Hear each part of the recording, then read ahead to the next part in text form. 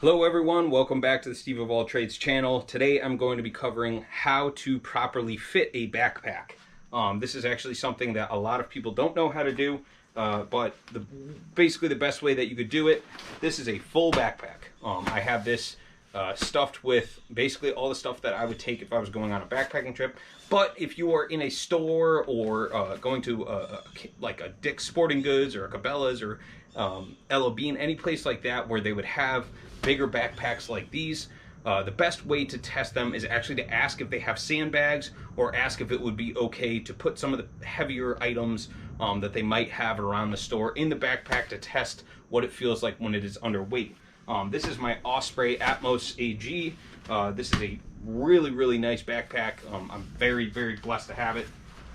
But basically, the idea with a backpack is if it's loose, you're going to lose it.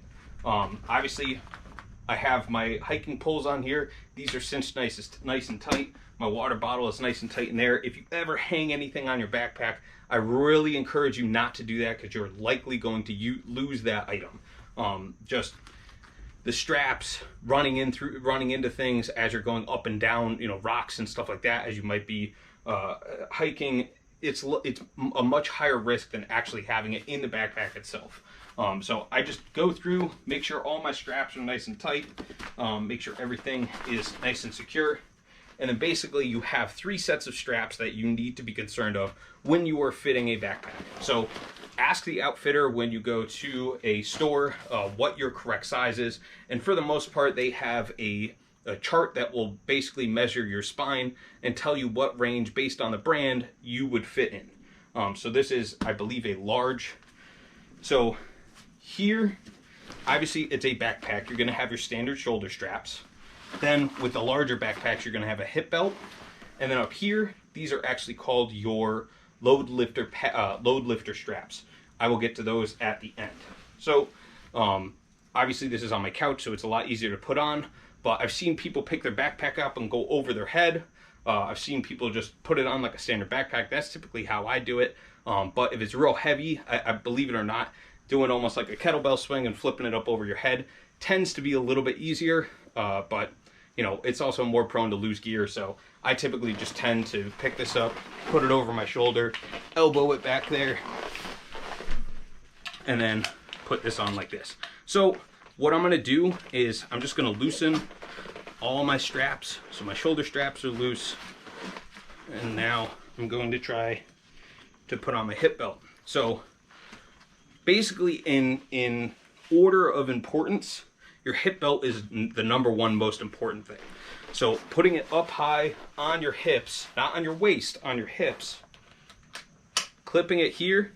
And then most straps pull across. One of the reasons I got this backpack is because it pulls towards. So that allows you to get it a lot tighter.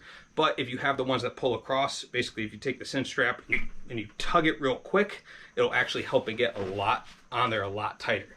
So as you can tell, there's plenty of space between my back and the backpack right now. And this is basically supporting all the weight. So this is, obviously your center of gravity. This is where it's going to be best to attach a heavy weight like this. So your hip belt is your #1 most important piece. Then I'm going to pull the backpack into my back, grab the shoulder straps, and pull these down tight, but not so tight that it's going to cut the circulation off of my arms. That's why your hip belt is so much more important, because it's not going to cut the circulation off to your legs. But if this is so tight that it's putting pressure on the veins in the front of your shoulders, then you could start to get the tinglies in your arms after a long period of time. So I'm going to put this down. Most backpacks have this little chest strap here that you can use. I typically don't use it. It's just a preference thing for me. And then finally, you have your load lifter packs, or your load lifter straps. And this is going to control how close your backpack is holding to your back. So as I cinch these down, it's going to pull my backpack in closer so that my center of gravity and the backpack center of gravity are basically as one. If this is hanging off my back, like if it's hanging off real far like that, then if I get caught off balance, it's going to be more prone to pulling me backwards. Whereas if I'm up straight, the load lifters have a nice angle to them. You don't want to pull these all the way down so that they're cinched, you know, as tight as they can go, because that actually might work counterintuitively. But having these at a nice angle, you want to try to keep a 45-degree angle to your backpack, to your shoulders. And this is actually a very comfortable. I can hike for hours like this, and you know, depending on the load of the pack, I would suggest keeping all of your backpack loads, including food and water, under 50 pounds. As you get above 50 pounds, it's going to become increasingly more uncomfortable. I tend to overpack, so I've been trying to put into practice using things that are lighter weight and to not include items that are on the heavier side. So I hope this is helpful. I hope this helps you with choosing a backpack and knowing when a backpack fits correctly, or if you are putting it on correctly. For these larger expedition backpacks, this is standard for all of them. They all have hip belts, they all have shoulder straps, they all have load lifters.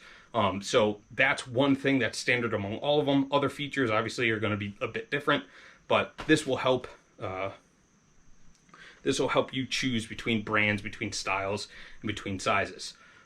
Please always be prepared before you go out in the wilderness. I hope you enjoyed this video, and I'll see you guys next time.